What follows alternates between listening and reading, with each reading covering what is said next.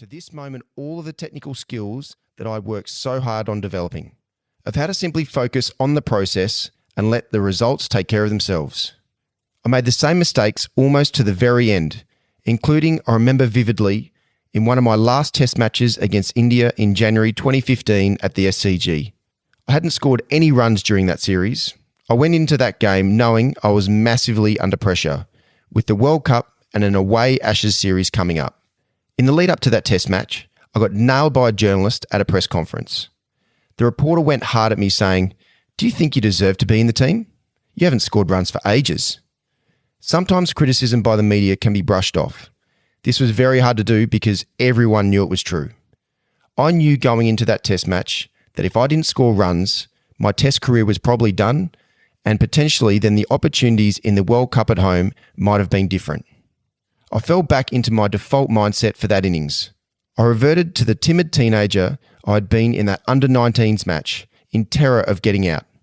I only got as many as 81 in 4 hours, thanks to some generous bowling from Suresh Raina. I got out as indecisively as I batted, holing out to a man I knew was halfway to the fence. It was one of the worst shots I ever played to end one of the worst innings of my career. It was the final straw. I knew I never wanted to bat like that again. But how could I stop myself? I had no idea, and I played only 3 more test matches. You might be tempted now to think I'm being too hard on myself and my career. Maybe you'll remember some good things I did. I do too. The 2 World Cups, 2 Allan Border medals, the 2 Indian Premier League MVPs didn't occur by accident. Well, not entirely anyway. Sometimes it was the case that circumstances pushed me into the right mindset and things would click. A very special feeling, of course. But on my own, I now realise I did not have the mental skills to achieve those states. Peak performance tended to find me, rather than the other way round. I did not understand all the simple components. I certainly could not repeat them. I looked on at other players, really great players, who seemed to do it naturally. But I was never sure what I was meant to be looking at, trying to imitate.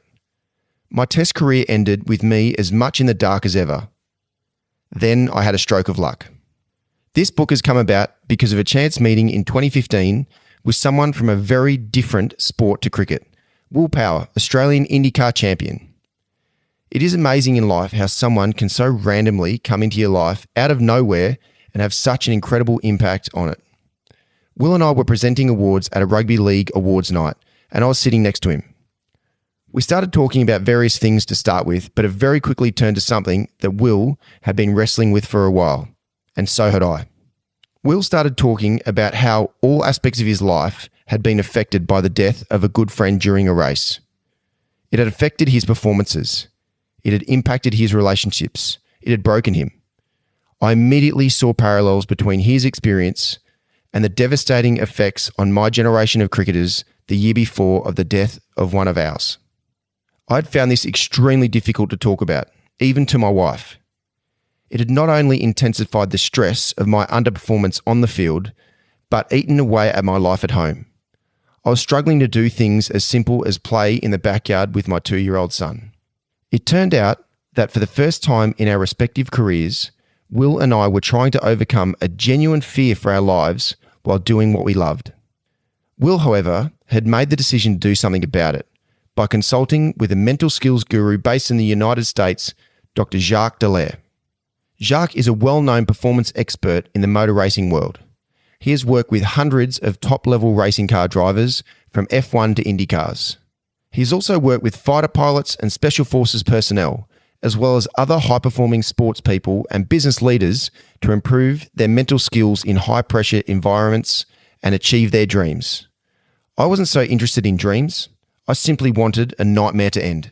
Will connected me with Jacques, and from our first conversation over the phone, I knew I was going to get something very powerful out of working with him. I was so immediately impressed, in fact, that I flew to Charlotte, North Carolina to enroll in Jacques' mental skills program. I felt it was worth the investment, even just for one nugget of gold that could help me in my next life as a cricket coach, which at the time was what I really wanted to do post my playing days. 2 days. That was all it took. 2 days. It's 2 days I now wish I had at the start of my career.